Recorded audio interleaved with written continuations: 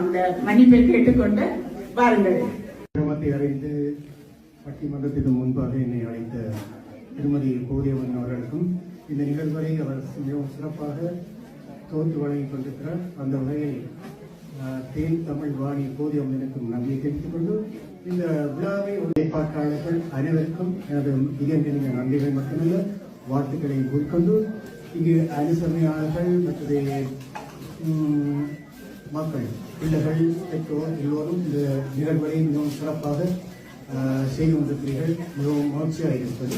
சரி, நான் இங்கே பேச வந்தது என்னவென்றால் இங்கே நிறைய பிள்ளைகளுக்காக நான் இதை பேச போகிறேன். நான் ஒரு ஆசிரியராக இருந்தபடினால் இந்த தமிழ் மரபு Tamil Heritage Month.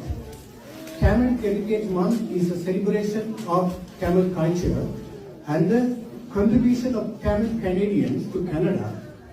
It takes place in January, which include Tamil harvest type of. So, இது ரெண்டும் சேர்ந்து வர ஒரு மாதம் தான் Tamil Heritage Month.